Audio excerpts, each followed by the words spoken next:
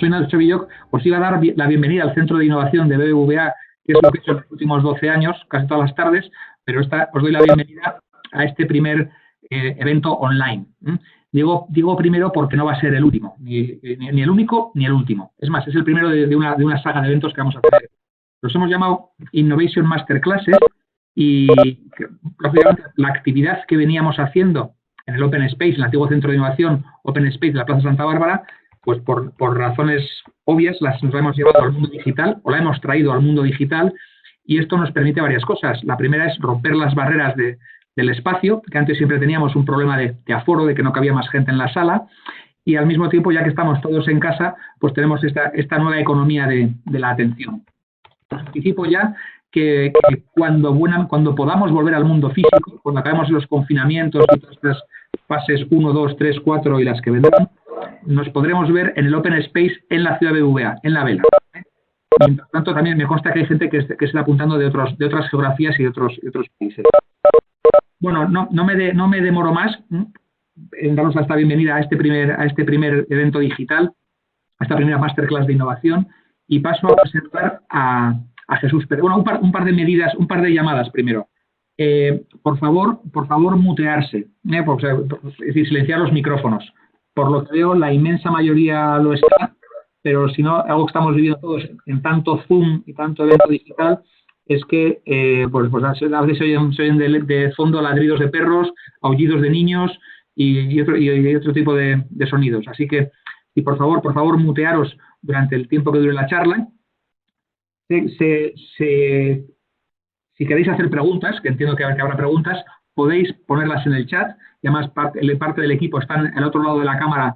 Eva, María y Alba las estarán recogiendo, las sintetizarán y las canalizarán al acabar, y si no, también en el último momento abriremos, si no hubiese alguna pregunta, abriremos micrófonos para que alguien pueda hacer alguna pregunta si quiere hacerla de viva voz. Así que, sin más avisos, creo que no me estoy dejando nada, mutearse, dar la bienvenida, avisaros que habrá más eventos digitales, que os estamos avisando, y doy, sin más, por lo menos doy la bienvenida a Jesús Pérez Sánchez, que es nuestro ponente de hoy, nuestro speaker. Si habéis oído la conversación que estábamos teniendo antes, bueno, podéis entrar en LinkedIn y ver todo lo que él sabe. Lo que sabe, que es mucho de tecnología y de finanzas. Ha sido presidente de la Asociación Española de Fintech e Insurtech, presidente de Bolsacom, ha sido bastantes cargos directivos en este mundo fintech, un auténtico pionero. Y cuando digo pionero es porque hizo el primer evento sobre finanzas digitales. Tiene un pasado oscuro, que es que trabajó en BBVA, fue compañero nuestro en 2007-2008 en el área de tarjetas de crédito y luego en sistemas de oficinas, y por eso pues tiene y dejó muy buen recuerdo entre quienes le conocimos, y en este momento viene en calidad del director de Criptoplaza. Y aquí nos ponemos ya enigmáticos, nos ponemos un poco encriptados, y es de lo que nos va a hablar. Nos va a hablar del ecosistema cripto, el ecosistema de blockchain, en general lo que está pasando, con foco en lo que está pasando en España, y especialmente algo muy singular, que es que en el corazón del barrio Salamanca, en el corazón del barrio más tradicional de la capital, hay un garaje, hay un espacio de coworking en el que ahora nos dirá cuántos startups y cuántos emprendedores especialistas en criptodivisas han hecho suyo ese territorio y tienen un PDM, un plan de dominación mundial.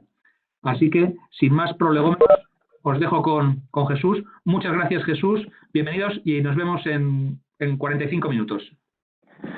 Muy bien, pues muchas gracias, Nacho. La verdad es que muchas gracias por la invitación. Además, bueno, la verdad es que con Nacho llevo ya trabajando mucho tiempo, no para mí, yo creo que para todo el sector en general de fintech en España. Nacho es una auténtica referencia en lo que es innovación y, bueno, pues la verdad es que es una de las personas que más ha ayudado un poco también a que se desarrolle más la innovación financiera, tanto desde el punto de vista de la banca y con la relación con todo el sistema fintech en concreto y toda la gente que está haciendo innovación. Bueno, pues me pidió Nacho que hiciera una presentación un poco del ecosistema cripto en España, ¿vale? Y bueno, pues lo que os he preparado un poco es para que entendáis un poco cómo llega el equipo, la gente o los proyectos que ahora mismo hay trabajando en cripto, cómo han evolucionado y un poco, de alguna manera, en qué punto estamos y qué cosas estamos haciendo en Madrid, ¿vale?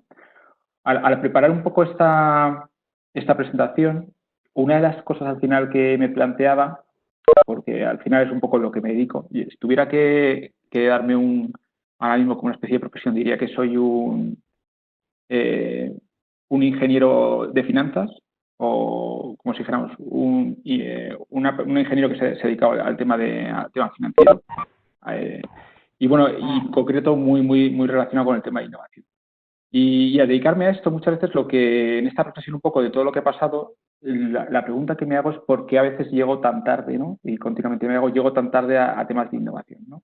Y en concreto yo creo que en temas de cripto yo creo que he llegado especialmente tarde a lo que debería haber llegado generalmente dedicándome solo a temas de innovación, ¿no? Porque yo creo que cuando uno trabaja en banca, yo he sido compañero vuestro, tienes un montón de responsabilidades y tareas y no tienes todo el tiempo 100% dedicado a innovación.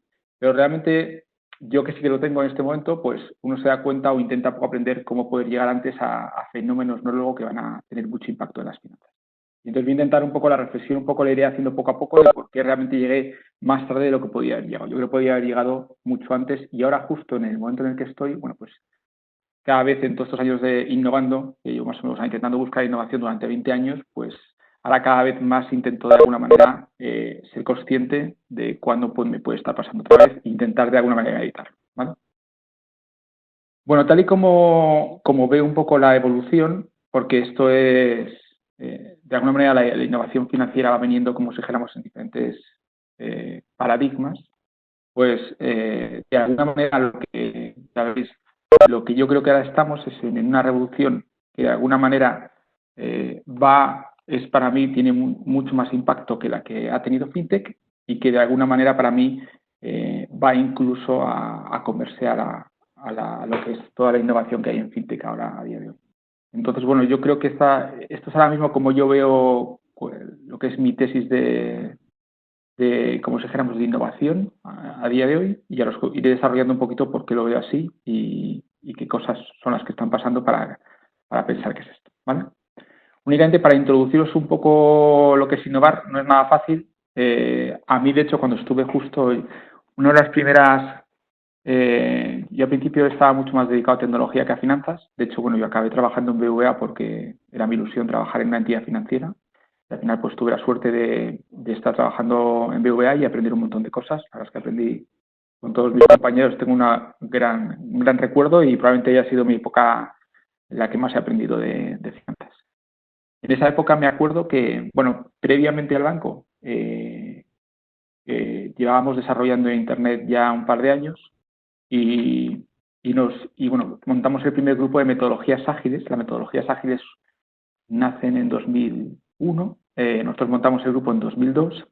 De hecho, esa revista que veis ahí es una revista que de los primeros artículos que se publicaron sobre metodologías ágiles en España, en Mundo Linux. Luego hicimos varias publicaciones más, en concreto participé yo escribiéndola. Y en ese momento pues, hubo un par de años donde justo cuando estaba en BVA era fui presidente de la Asociación de Agilidad Española, que era la que representaba a España a nivel internacional.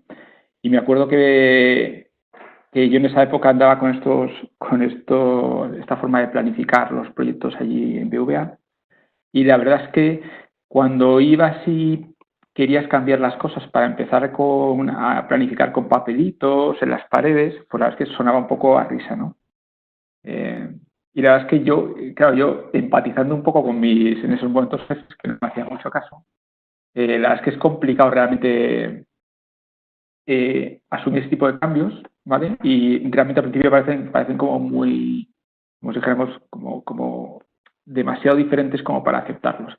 Pero yo creo que al final, en esa época en la que estuve, pues aplicaba metodologías ágiles en el banco, pese a que bueno, luego me ponían siempre cuando había luego que hacer el repaso del año, me ponían que no encajaba con la cultura corporativa y no fui capaz, yo creo que de explicarlo bien allí. O sea, fue yo creo que más problema mío de explicar un poco cómo era. Pero bueno, yo creo que al final la organización encontró a gente que lo explicaba luego bien y ahora ya se ha convertido en BVA en una empresa que utiliza estas tecnologías como una ventaja competitiva. Pero bueno, para que veáis que no es fácil. No obstante, la reflexión es que yo creo que aunque si uno al final acaba intentando encontrar estas herramientas, yo creo que aunque al principio puedan parecer como si fuéramos muy fuera de lo que es lo normal, creo que hay que seguir intentando innovar porque creo que es donde se consiguen ventajas competitivas. Bueno, ahora mismo me dedico básicamente a inversión y ahora desde hace 3 años pues estoy muy orientado a cripto. Montamos la Asociación Española de FinTech, que fui el presidente durante los 2 primeros años.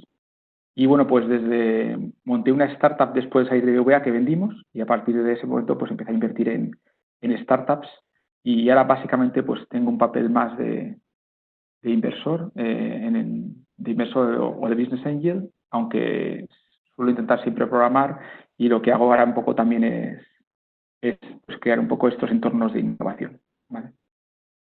Para que veáis un poco, ahora justo he lanzado un poco todas las inversiones que he hecho en tema financiero, porque la verdad es que siempre intento invertir en startups que tengan que ver con finanzas y es un poco todas las inversiones que a día de hoy tengo. Algunas han salido bien, otras han salido mal y bueno, pues algunas fundamentalmente en España porque es donde ha sido más fácil de alguna manera encontrar esas oportunidades y bueno, algunas ya las hemos vendido y bueno, pues son un poco todas para que veáis. Ahora mismo, como veis, las últimas que he hecho son esas 9, que son empresas relacionadas con cripto, aunque no descarto hacer más. Luego, cuando se habla también gestiono un crypto fund, ¿vale? No sé si llamarlo fund o no, pero porque cuando hablamos muchas veces de cómo de rentables son los criptoactivos, bueno, pues este es el que os puedo enseñar porque este es un track record oficial que llevo ya más de hace un año, ¿vale? Ahora mismo este año llevo un 32% y un 34% desde el principio del fondo, ¿vale? Y es desde que he podido de alguna manera, o sea, es una de las primeras empresas que han creado muchas estrategias de cripto y tienen track record, ¿vale? Evidentemente, podría explicaros que ha habido cosas que han sido más rentables, ha habido momentos también en los que ha habido grandes caídas, pero la realidad es que aquí un año de llegar tarde realmente te quita mucha rentabilidad. Por eso cuando hablo de que tenía que haber llegado un poco antes, por ejemplo, a Bitcoin de manera más seria o haberlo entendido, haber hecho ese esfuerzo, porque yo creo que ahora explicaré un poco en qué puntos fui entendiendo el concepto de cripto y por haberlo entendido quizá un poco más tarde, pues al final he tenido menos rentabilidad de la que podía haber tenido. Pero aún así, como veis, sigue siendo un activo o sea, que desde un punto de vista analítico, con un 32%, bueno, de hecho yo tengo un poquito menos de rentabilidad que Bitcoin este año que en general cripto, pero sigue siendo, ha sido el mejor activo en la última década y lo sigue siendo este año y parece que y todo tiene pinta de que realmente va a hacerlo bien en los próximos años, ¿vale? Pero aquí realmente como siempre iré siguiéndolo día a día pero para que veáis que hasta a la fecha de hoy, pese a que es muy volátil, realmente ha sido un activo que no haberlo tenido en cartera pues te ha dejado siendo uno de los mejores activos, ¿vale? Bueno, vamos a ver cómo aparece todo esto y cómo el ecosistema español se va incorporando. Si queréis hacer alguna pregunta, encantado de contestar. Cómo el ecosistema español se va incorporando a esta revolución, ¿vale? Digamos que en 2008 aparece Bitcoin, este papel que todo el mundo conoce, donde realmente aparece la primera vez el término blockchain y donde no deja de ser, aparece en un entorno realmente de seguridad o de alguna manera de cosas con criptografía, o sea que es un entorno que no está especialmente relacionado con el sector financiero y ahí se implementa una divisa, ¿vale? Y de alguna manera, aunque en 2008 surge, hasta 2009 básicamente pues que se hace el primer bloque no hay nada y el primer bloque realmente tampoco podríamos decir que es una gran, o sea que realmente es conocido mucho más, o sea en ese momento está como si fuéramos en un entorno muy pequeño de personas, un entorno, como digo, relacionado con la criptografía y con un entorno como se llama punk. Y es realmente hasta 2010 cuando empieza realmente la cotización. O sea que yo creo que hasta 2010 podríamos haber de alguna manera razonable que no nos hubiéramos enterado, aunque ya por esa época se hablaba, pero bueno, era un fenómeno, como si dijéramos, todavía demasiado incipiente, como podría haber muchos, ¿vale? En 2010 es cuando se genera la primera transacción y bueno, pues en mayo justo es cuando se compra la primera, la pizza esta tan famosa, se compra por 10.000 bitcoins, ¿vale? Y en 2011 es cuando llega de alguna manera a la paridad, empieza con 0,03. Bueno, en 2010-2011 yo creo que ya deberíamos haber Por lo menos nos debería haber sonado. Yo en esta época todavía no, la verdad es que no conocía la existencia. No sé si realmente llegué a leer alguna cosa, pero realmente no lo conocía. Y bueno, cuando empieza realmente a tener más, como digamos, una más importante difusión es con Silk Road. Ahí es donde empieza a tener de alguna manera un caso de uso. En este caso, pues se asocia al caso a temas ilegales. Y en 2013 es cuando se suspende Silk Road. Yo creo que 2012-2013 deberíamos saber ya por lo menos, yo por lo menos debería haber dedicado algo de tiempo a entender bien la tecnología, ¿vale? En ese momento, pues todavía, yo creo que llegué a oír algo y tenía incluso yo creo que algunas aplicaciones que te regalaban bitcoins como especie de Git, pero no, creo que en ese momento desaproveché la oportunidad de haberlo mirado con más profundidad, la verdad. En 2014 se suspende MTGOX y es cuando es el mayor exchange en ese momento y es cuando de alguna manera parece que el Bitcoin se va a acabar, pero bueno, en ese momento realmente había de alguna manera ya confirmado que realmente era tanto un activo como una plataforma de transacciones y de pagos que realmente había dado servicio, había realmente escalado bastante. Entonces era un fenómeno que era significativo. ¿Vale?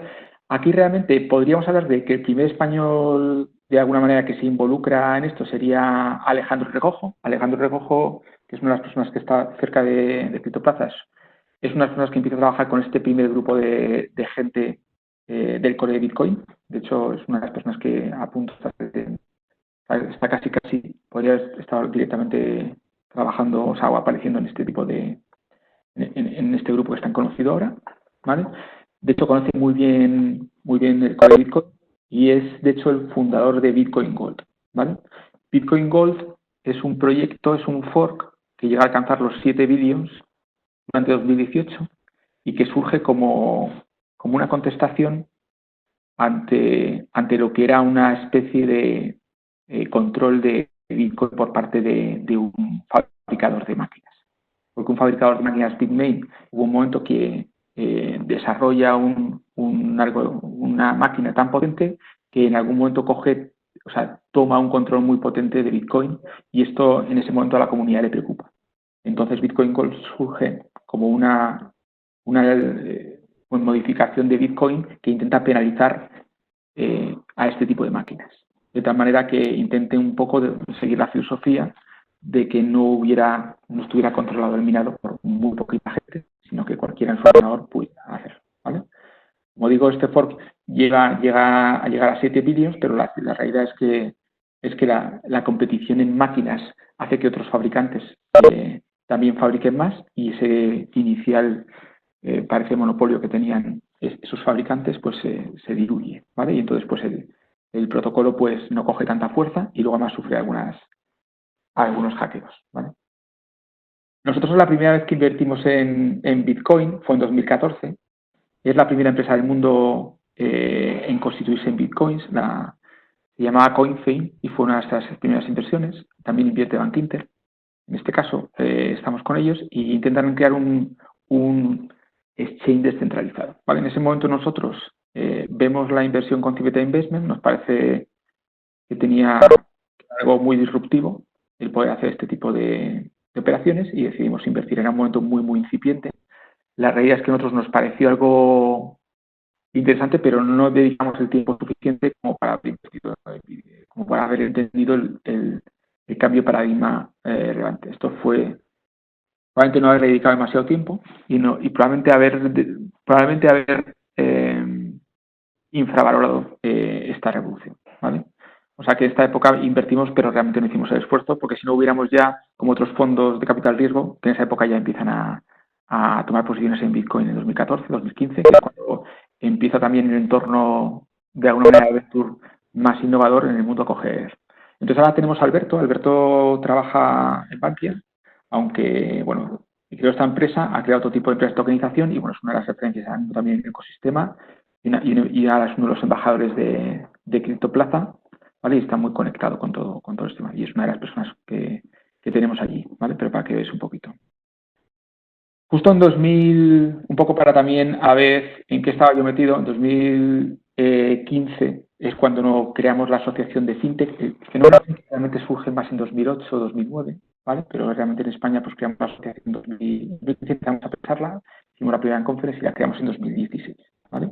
Que es cuando el fintech empezaba de alguna manera, también era una palabra que no se conocía mucho en esa época, pero internacionalmente se conocía más. Entonces, como veis, aquí se solapa un poco una cosa con la otra. Yo estaba ahí en ese momento estábamos haciendo mucho esfuerzo por desarrollar fintech en España.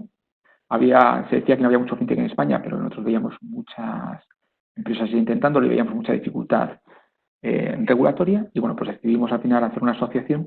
Había otra asociación anterior que estaba en 2015, pero no estaba haciendo una labor muy activa, y decidimos hacerlo y hacemos un libro blanco, y es cuando, entonces, en este momento quizá un poco como estaba tan metido en fintech y el mundo cripto, como veíamos, estaba todavía en un entorno, estaba del mundo criptográfico ya al mundo financiero, pues en ese momento pues no fui capaz de identificar que también había otra revolución más importante que estaba pasando.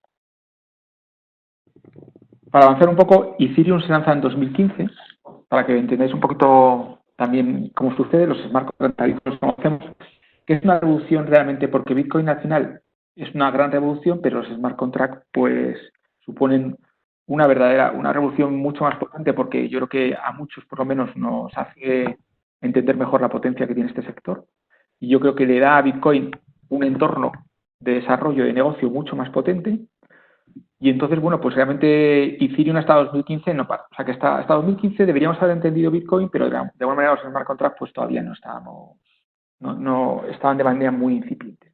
Esta es la primera ICO realmente mundial. Cuando hablamos de ICOs y se las critica mucho, no hay que olvidar que esta ICO pues fue la primera que se levantó con Bitcoin, y supone un hito en la historia, porque realmente es la primera vez que un proyecto se financia globalmente y con estas cantidades tan impresionantes, ¿vale? Como vemos aquí, prácticamente muchos Bitcoin acuden a esta ICO, y por eso Ethereum realmente podríamos decir que es uno de los proyectos mejor financiados de la historia del venture capital, ¿vale? Que también de alguna manera explica por qué han tenido esa capacidad de crecer y esa capacidad de verlo. Gran parte de estos, como veis, de estos fondos venían de Bitcoin, o sea que de alguna manera el hecho de que Bitcoin empezara a tener valor hizo que se pudiera financiar un proyecto por la gente que estaba invirtiendo, ¿vale? Y bueno, aquí nace Ethereum en 2015, y desde el punto de vista español, bueno, aquí es donde, como veis, en mayo de 2015 es cuando empieza la primera versión, y estos serían un poco los diferentes cambios. Pero de alguna manera diríamos que 2015 es un momento muy incipiente de Ethereum, y 2016 sería, pues, como si dijéramos, el momento donde ya se asienta, y 2017 veremos, y 2018 es cuando empiezan el tema de SEO, donde explota Ethereum, ¿vale?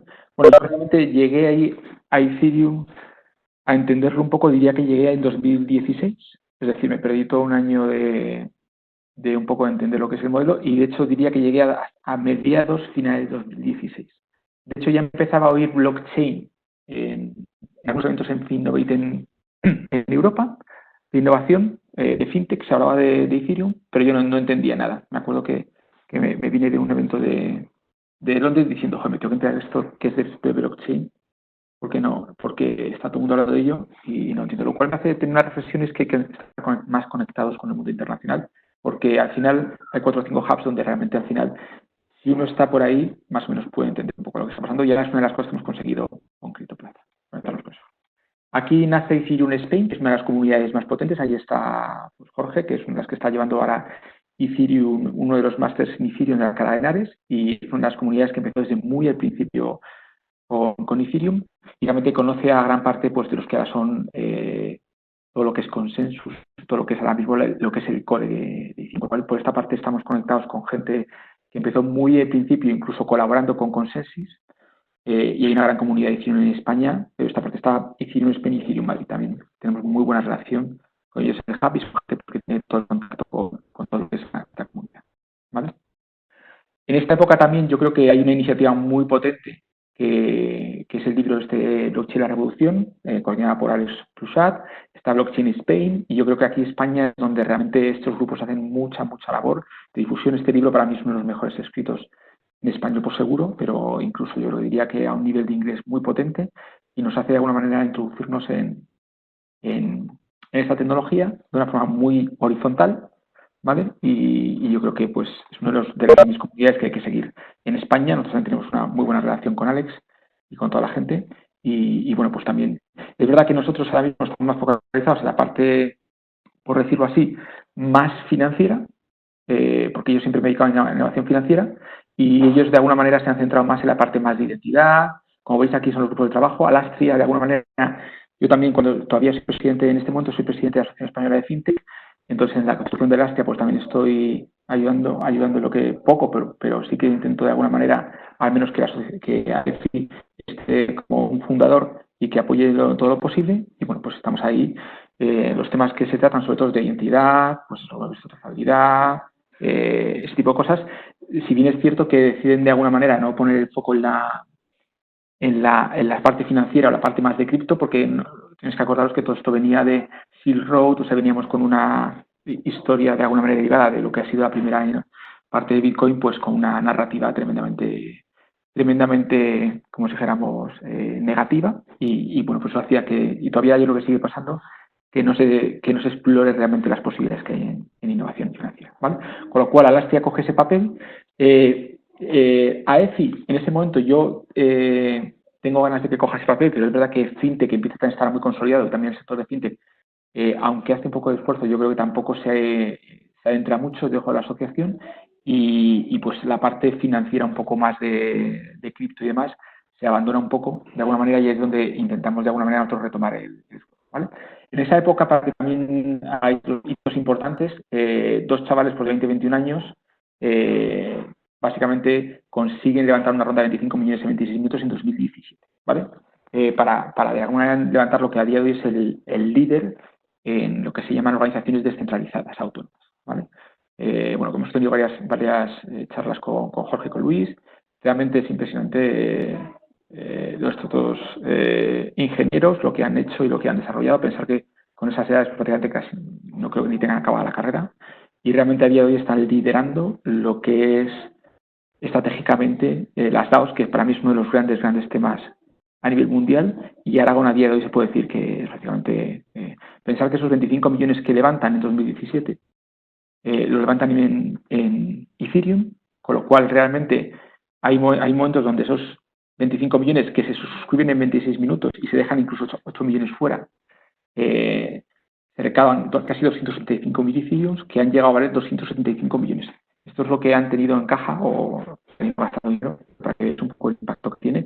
Vuelve a ser realmente algo espectacular para una empresa, bueno, que no es española porque está basada en Suiza, pero que de alguna manera es de ADN español y que está pues relacionada con nosotros y realmente vuelve a ser un ejemplo de financiación que hasta ahora era casi imposible. Pensar que aquí estábamos ya también en un año donde las ICOs estallan, ¿vale? Y donde de alguna manera el Venture Capital empieza llega un momento donde el Venture Capital empieza a sobrepasar lo que es la inversión en cripto, empieza a sobrepasar lo que es la inversión en Venture tradicional, ¿vale? Aquí es donde 2017 nosotros realmente nos damos cuenta que estamos como Venture, que estamos disrumpidos, o sea, que realmente al final las financiaciones pues van a hacerse de otra forma y que si no entramos de ahí, es ese momento en el que ya decido de alguna manera mirar esto, porque una empresa que se financia con más capital, lo normal es que tenga más capacidad de crecer, ¿vale? Y además si se financia globalmente todavía más. La primera charla que la CNMV tiene sobre este tipo de actividades de financiación, pues se la damos justo, yo creo que a principios de 2017, lo que ha permitido yo creo que en este caso tengamos las primeras STOs probablemente antes que otros países. Yo justo fue de las últimas cosas que hice en la asociación, un poco intentar introducirles la parte de lo que venía de cripto y yo creo que esta parte la Comisión Nacional de Valores yo le he hecho una gran labor en temas de innovación. Yo lo que he ido al contrario que Banco de España, que de alguna manera yo creo que ha tomado una posición mucho más conservadora con sus razones para de alguna manera impedir que se desarrolle cualquier cosa que tenga que ver con criptomonedas en España. Yo creo que la CNV por esa parte ha intentado entender cada uno de los fenómenos y ha ido dando pasos.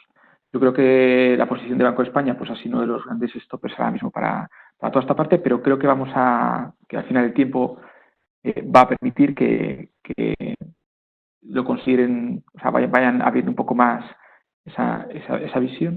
Y yo creo que con el tema de las criptomonedas bancarias, con lo de las CDBCs y toda esta parte, creo que ahora ya pues ya se están poniendo a estudiarlo más seriamente, pero bueno, hemos perdido un poco toda parte de esta.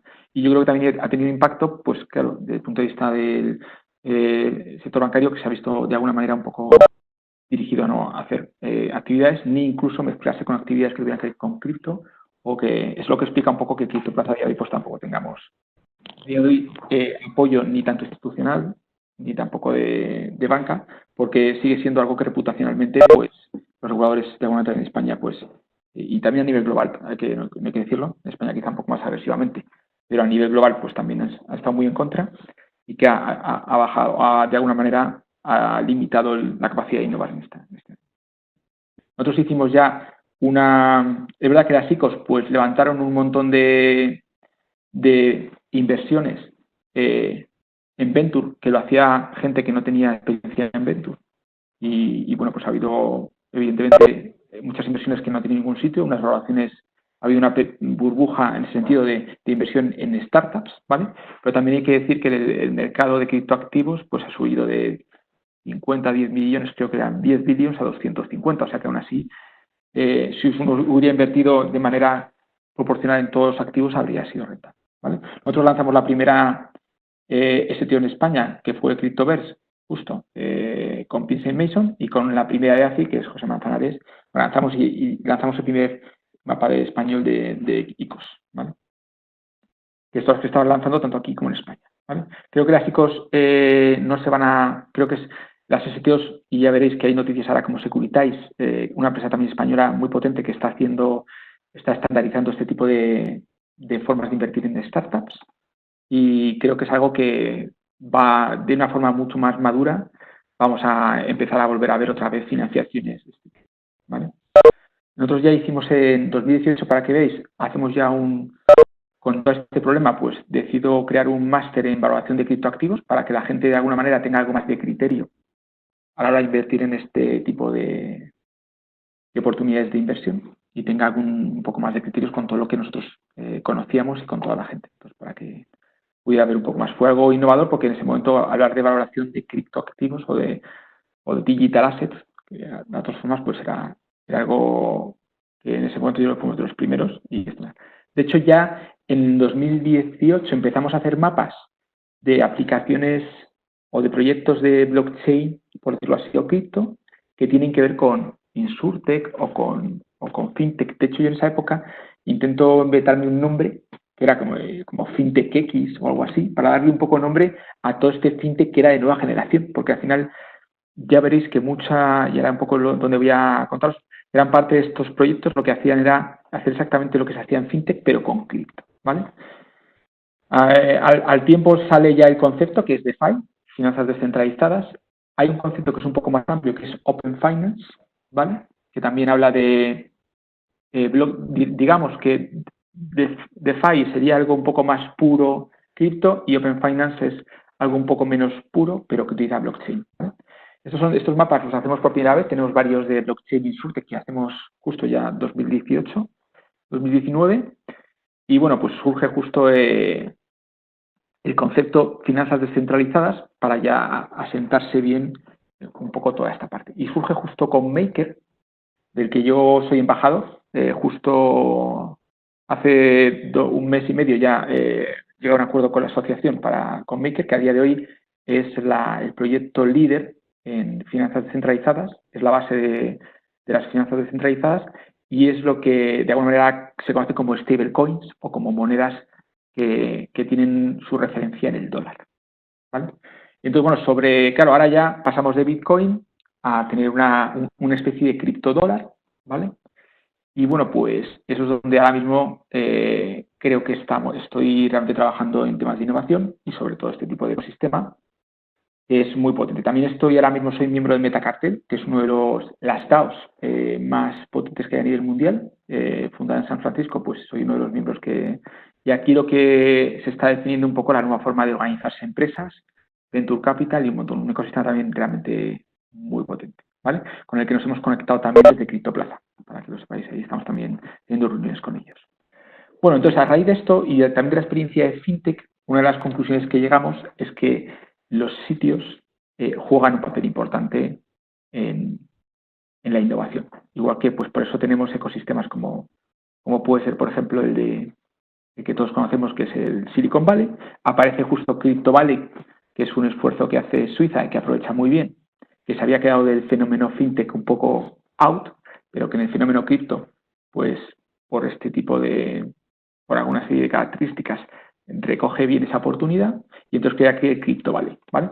Pero bueno, lo que hemos visto, por ejemplo, en diferentes sitios es que había grandes coworkings, porque el coworking también nace por esa época. El más emblemático en España es Google, el Google Campus. Se ven como estos sitios también ejercen, como si dijéramos, de aceleradores de los ecosistemas. De hecho, Level 39, que es uno de los ecosistemas al que he viajado mucho en Londres, pues tiene básicamente gran parte de las mayores fintech como Revolut, Toro, TransferWise, todas han estado en este espacio trabajando y bueno, pues se encuentra en Londres, en Canary Wharf, ¿vale? También, por ejemplo, en Tel Aviv, que ahí vamos con el ICEX, también visitamos a De Flor, que además ahí uno de los fundadores es un español que además fue compañero de carrera de la Autónoma y pues es otro de los grandes espacios de innovación a nivel mundial.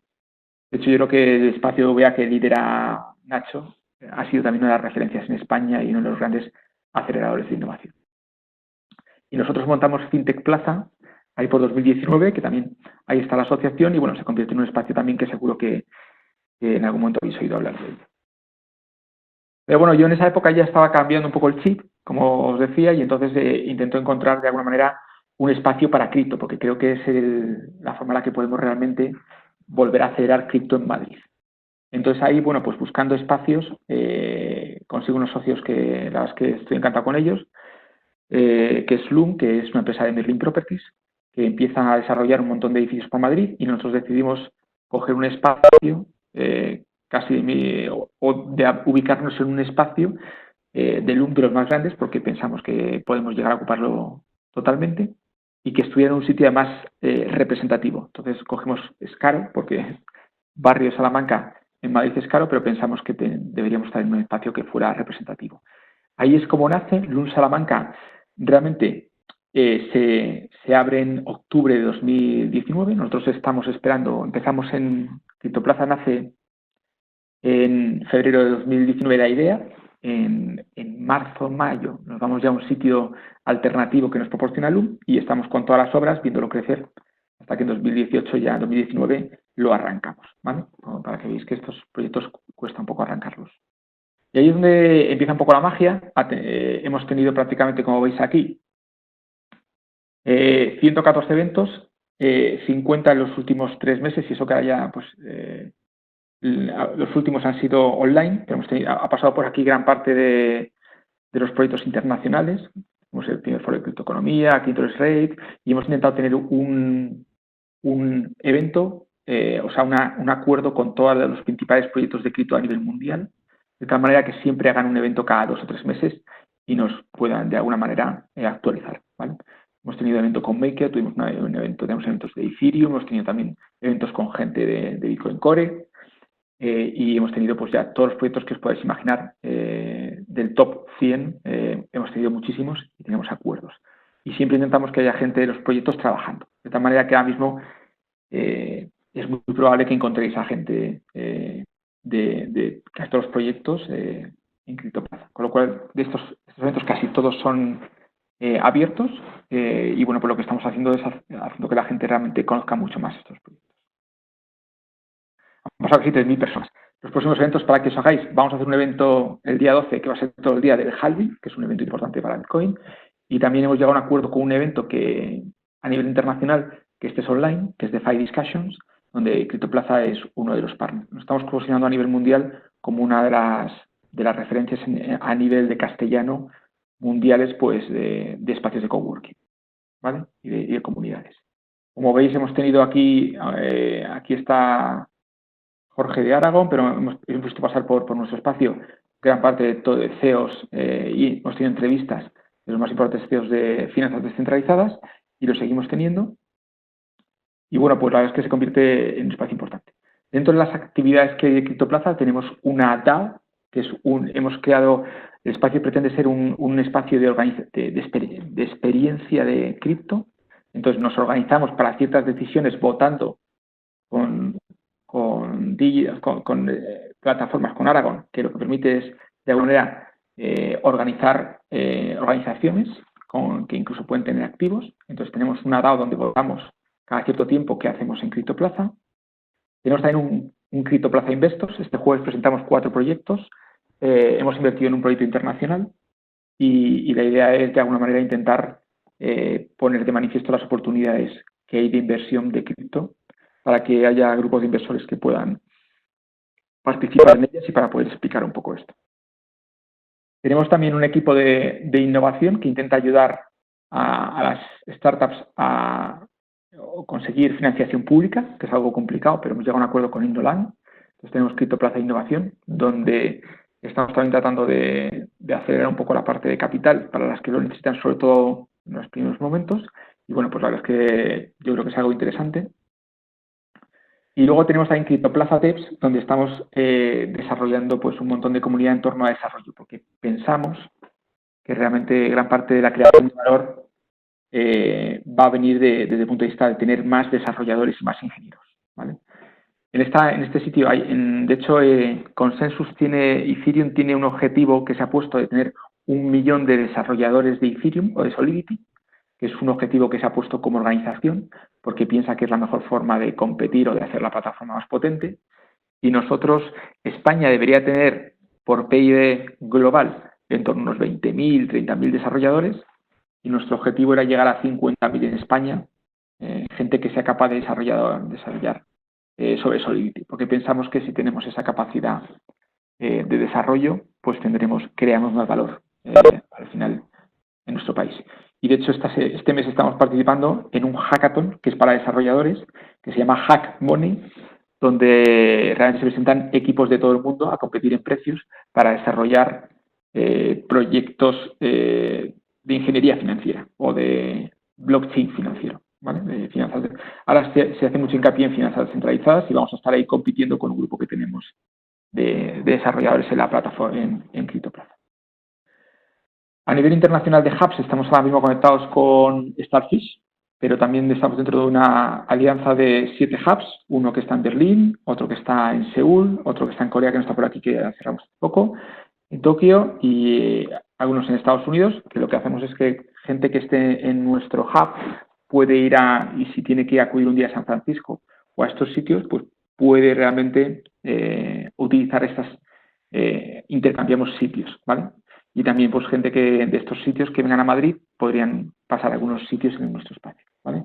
Vemos que es una parte importante de conectarnos y bueno, pues la idea es tener estas conexiones para poder de alguna manera conectarnos con los proyectos y también que nuestros proyectos aparezcan más en sitios internacionales. Esta es la audiencia que hemos conseguido en el poco tiempo que llevamos. Y nada, ahora estamos justo ya para acabar, que creo que me estoy ya casi excediendo. Estamos haciendo ahora cursos de nueva generación, como es la parte de inversión en finanzas descentralizadas, que es hicimos una sesión de DeFi para todo lo que son los miembros digitales. Ya hemos decidido extenderlo porque creemos que la gente no tiene tiempo y en 10 horas, si hace unas de esfuerzo, es capaz de entender toda esta tecnología. Y hemos lanzado también 2 en concreto de temas de market making, que es interesante, y stablecoins para realizar proyectos. Y ya para acabar un poco, ahora mismo en España hemos acabado ya la última guía de empresas de cripto en España, estábamos justo sacándola ahora para abril. Habrá unas 75 empresas, esas son todas las que hay ahora mismo, todas las categorización que hay de empresas actualmente en cripto que tenemos identificadas. Realmente diríamos que 45 están localizadas en España. Bueno, creo que la última eran 75 empresas, 850 empleados. Están facturando en torno a 50 millones de euros aproximadamente y se distribuyen de esa manera y como veis con esas sedes, ¿vale? Este es el informe de marzo, no nos ha dado tiempo de hacer la infografía que estamos acabando de la de abril y sería un poquito el entorno. Yo espero realmente que este año superemos seguro las 100 empresas y yo creo que vamos a estar rondando los 1.500, 2.000 empleados en cripto muy probablemente, ¿vale? Porque como Ahora estaremos, como digo, 852.900, creo que vamos a llegar a 1.000 en breve, y bueno, pues yo creo que dependiendo de cómo vaya el sector, podemos estar en 1.500 o 2.000 personas, ¿vale? Es un poco la previsión que hago. Y estos proyectos superan ahora mismo unos 500.000 seguidores en redes sociales, ¿vale? Por ejemplo, un proyecto que sería de los más relevantes ahora mismo es Together, que tiene 30.000 clientes y tiene ya una plantilla, creo que de 60 personas, ¿vale? Y nada, no mucho más. No sé si creo que ya un poquito lo que es actualmente. Tenemos ahí todas las empresas que están en el hub, podéis verlas en nuestra web. Y bueno, pues realmente ahora lo que estamos intentando de alguna manera es que más gente haya más capacidad técnica de hacer proyectos, que nos conectemos más y que haya más inversores dispuestos a invertir en estos proyectos, porque creemos que es un sector que realmente tiene mucho potencial y creemos que viene a sustituir al sector fintech o viene a, como todo, a darle al sector fintech mayor potencia para crecer, porque esto siempre, pues como cualquier revolución, pasará que en esta revolución habrá empresas de fintech que de alguna manera se adapten a estas nuevas ventajas competitivas y nuevas empresas que emerjan desde nada. Desde nada. Bueno, Nacho, no sé si estás por ahí.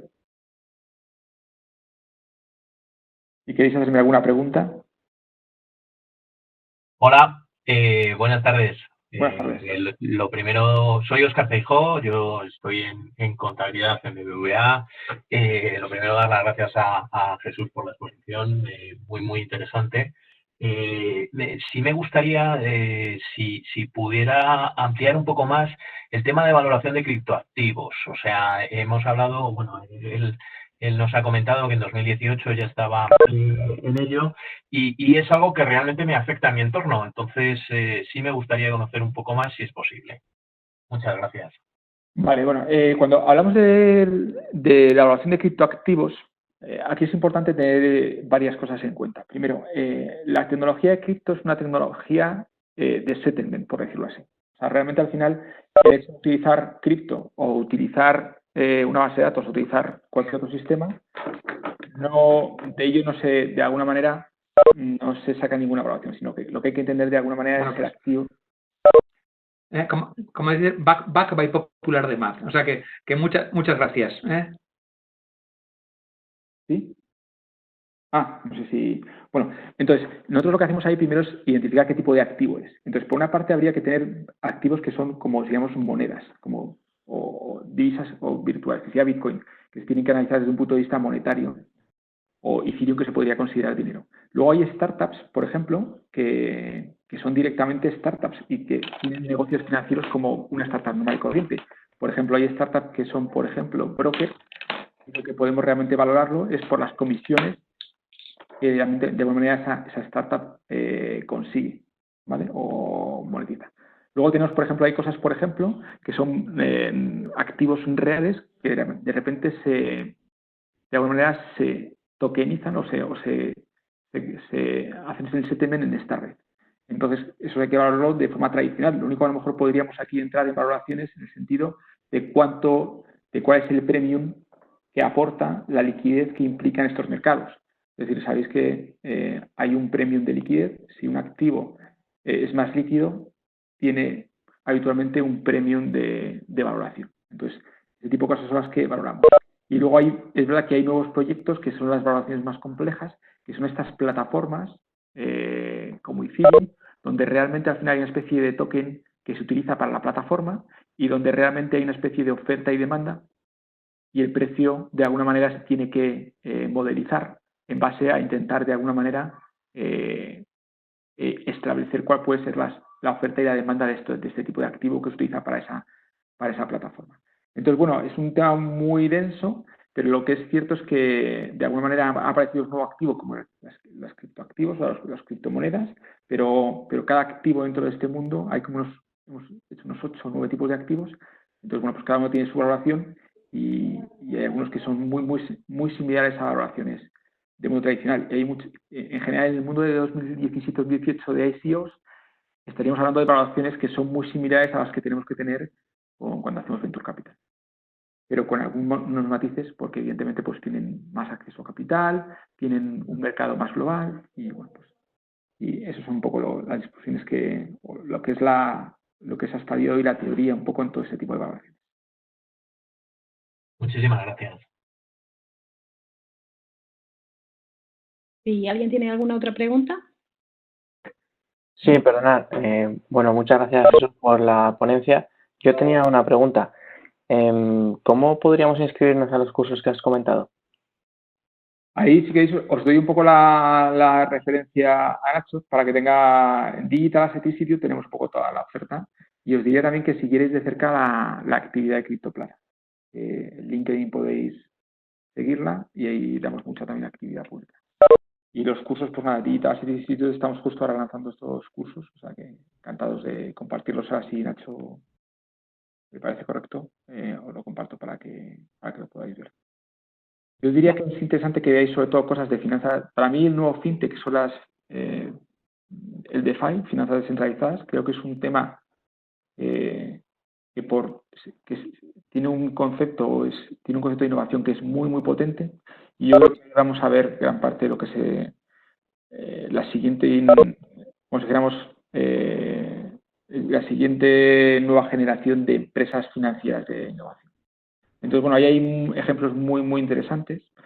Los de los las monedas estables ahora mismo y el tipo de interés en monedas estables es lo que yo creo que este año va a ser va a ser algo que se va a comentar mucho, con también la emisión de monedas también privadas, como por ejemplo puede ser la de Facebook, Libra u otras, y yo creo que ahí vamos a tener realmente mucha innovación por el tipo de arquitectura que permite hacer muchas cosas con ese dinero programable, porque al final no tenemos propiedad que es un dinero que va a tener cosas muy especiales, por ejemplo, como que, por ejemplo, para que os hagáis una idea del tipo de innovaciones que estamos viendo, por ejemplo, hay una empresa ahora mismo en DeFi que permite hacer pagos continuos.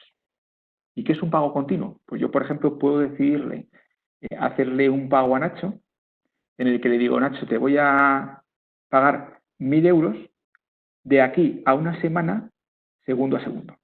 Entonces, de esos 1.000 euros se van a dividir entre todos los segundos que queda aquí a la semana que viene y le va a ir cayendo como una gota a gota ese dinero a Nacho, que podría en cualquier momento, por ejemplo, de la semana recuperar una parte. Entonces, ese tipo de cosas, por ejemplo, las vamos a ver. ¿Qué te parece, Nacho? ¿Te ha gustado la forma de pagarte? Estaba en mute, me ha encantado, pero solo me he quedado con esos 275 millones de euros que podía haber valido lo que no compré en su momento. Jesús, tengo una pregunta de José Ángel que dice que la presentación apunta a una elevada actividad de constitución de empresas vía criptomonedas, pero a nivel de calle, dice, ¿por qué son tan escasas las empresas que aceptan pagos en ellas? Vale, eso es muy, muy interesante. A ver, yo creo que aquí hay varias cosas para empezar. A nivel de calle deberíamos hablar un poco de qué países estamos hablando, porque es verdad que hay países, por ejemplo, donde el caso de uso de Argentina, Venezuela está siendo mucho más extendido. Ahora mismo, por ejemplo, hay una gran, de alguna manera, implantación de TPVs en estos países para que la gente pague con estos criptodólares, ¿vale? Porque allí sí que hay una necesidad que se cubre muy bien con esta divisa. Aquí en países más desarrollados realmente no tiene tanto sentido, o sea, no cubre esa parte. Yo creo que no es un caso de uso tan claro. Aún así, yo creo que como cada vez más gente va a tener activos, como si dijéramos cripto, imagínate bitcoins o van a tener ethereum, yo creo que cada vez más va a haber empresas que dentro de sus TPVs integren bitcoin como un pago más, ¿vale? Ahora mismo hay empresas en España como Cryptan, por ejemplo, que están empezando a desarrollar ese tipo de tecnologías, ¿vale? Porque todavía otra cosa que pasa es que en el entorno bancario, por ejemplo, europeo, si tú recibes pagos en Bitcoin, la mayoría de entidades financieras no lo están aceptando porque de alguna manera necesitan comprobar de dónde vienen los fondos. Entonces, a día de hoy todavía eso de alguna manera no facilita nada que eso se esté haciendo ahora mismo más. Pero yo creo que cada vez más, de hecho en Destinia creo que es uno de los primeros portales, aceptó bitcoins. Creo que a los 2 meses creo que tuvieron 1 millón de euros de contratación en bitcoins. O sea que yo creo que cada vez más vamos a ver, pero más que nada como una especie de pago más. O sea, no va a ser muy diferente. También vamos a ver tarjetas cripto.